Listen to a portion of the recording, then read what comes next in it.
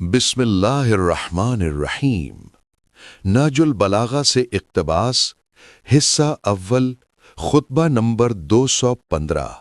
ترجمہ مفتی جعفر حسین۔ قریش کے مظالم کے متعلق فرمایا اور اس کے ذیل میں بصرہ پر چڑھائی کرنے والوں کے مظالم کا تذکرہ کیا ہے۔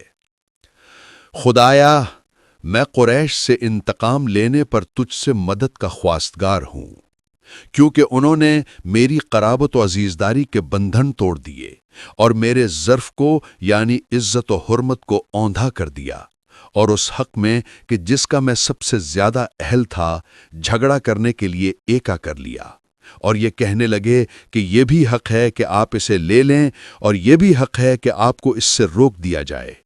یا تو غم و حزن کی حالت میں صبر کیجئے یا رنج و اندوہ سے مر جائیے۔ میں نے نگاہ دوڑائی تو مجھے اپنے اہل بیت علیہم السلام کے سوا نہ کوئی معاون نظر آیا اور نہ کوئی سینہ سپر اور معین دکھائی دیا، تو میں نے انہیں موت کے منہ میں دینے سے بخل کیا۔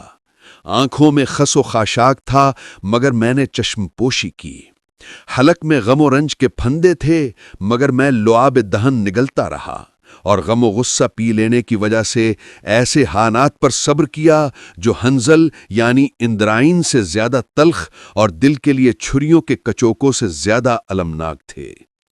سید رضی فرماتے ہیں کہ حضرت کا یہ کلام ایک پہلے خطبے کے ضمن میں گزر چکا ہے، مگر میں نے پھر اس کا اعادہ کیا ہے چونکہ دونوں روایتوں کے لفظوں میں کچھ فرق ہے۔ اسی خطبے کا ایک جزو یہ ہے جس میں ان لوگوں کا ذکر ہے جو آپ سے لڑنے کے لیے بصرہ کی طرف نکل کھڑے ہوئے تھے۔ وہ میرے عاملوں اور مسلمانوں کے اس بیت المال کے خزانہ داروں پر کہ جس کا اختیار میرے ہاتھوں میں تھا، اور شہر کے رہنے والوں پر کہ جو سب کے سب میرے فرما بردار اور میری بیت پر برقرار تھے، چڑھ دوڑے۔ چنانچہ انہوں نے ان میں پھوٹ ڈلوا دی اور میرے پیروں پر ان کی یکجہتی کو درہم برہم کر دیا، اور میرے پیروکاروں پر ٹوٹ پڑے اور ان میں سے ایک گروہ کو غداری سے قتل کر دیا۔